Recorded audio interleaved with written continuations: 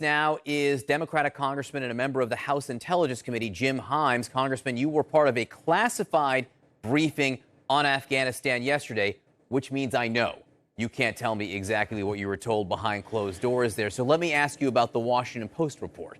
If William Burns, the CIA director, was meeting with the de facto leader of the Taliban yesterday, what's your takeaway? What would that tell you?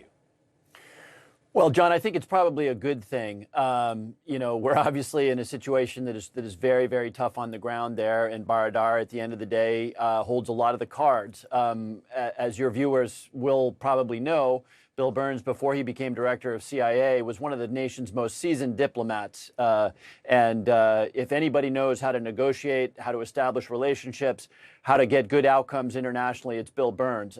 My guess is, and here I'm just speculating, my guess is that there's two things at the very top of the agenda. Number one, keeping things peaceful. Again, the Taliban hold a lot of cards because we don't have that much military manpower on the ground there. They hold a lot of cards. Number two, as I look at the situation, I think that it is increasingly unlikely that we're going to get everything we need done by the end of this month. And that means we're going to need a little bit more time to do what is morally absolutely essential, which is getting out those people who helped us, every last American, every last translator, every last person who helped us. And that's going to require the cooperation of the Taliban. Just to reiterate that last point, your chairman, Adam Schiff, came out of this classified briefing yesterday saying he did not think it was possible to get everyone evacuated who needs to be evacuated by this August 31st deadline. So you, as you sit here this morning, think that deadline somehow needs to be moved in order to get the people out, even as the Taliban publicly says, publicly at least for now, that that's a red line. Well, that's right, John. I mean, think about what we're weighing here. We're weighing something that is, fundamentally moral, and not just fundamentally moral, but also important to future operations that we do around the world, where we're going to need the cooperation of locals. We've got that on one side. On the other side is this arbitrary deadline, which I understand the Taliban is interested in. But the Taliban is also interested in having us out of there. So I do think that Director Burns has cards to play. I do think, it's been pretty remarkable the extent to which the Taliban, who are not known as a reasonable group of people, have actually, they could have created a whole heck of a lot more havoc than they have. So yes, is the answer to your question. Okay. What is important here is not an arbitrary deadline. It's that we get every last person out. As of now, at least over the last 2 weeks, an enormous number of people have been able to get out, and 21,000 people over the last 24 hours on U.S. and NATO planes. Much more on that as we learn the information. Congressman, I want to ask you about what happened overnight. I know your mind has been in a lot of places, Afghanistan and elsewhere.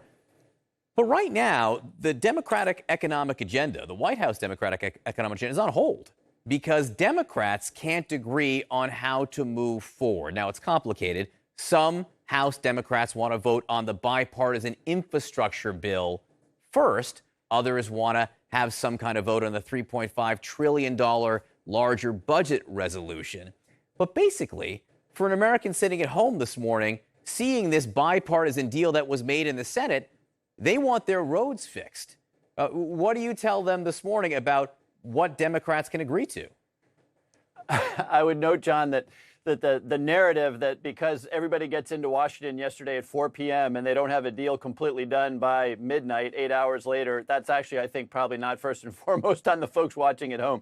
Look, the reality is that it is still very likely that this deal gets done very soon. As you know, Speaker Pelosi can afford to lose just 3 votes in the House Democratic Caucus. The House Democratic Caucus is far more diverse, far more ideas, far more different philosophical points of view than the Republican caucus is. And so, yeah, there's a little bit of negotiation that needs to be done. But look, I think that negotiation, there's still a lot of tools. The President of the United States, to my knowledge, has not weighed in. That's a pretty big tool. There's lots of ability to move different votes around in terms of timing. The Speaker could make a commitment about when votes occur. So, look, people arrived in Washington yesterday afternoon, and the deal wasn't done by midnight. Today's a new day, and I think there's a lot yet to be said, a lot yet to be negotiated. At the end of the day, I do think that this deal gets done. Fair. But you also know, having been around Nancy Pelosi long enough, if she had the votes last night, you would have taken the votes last night.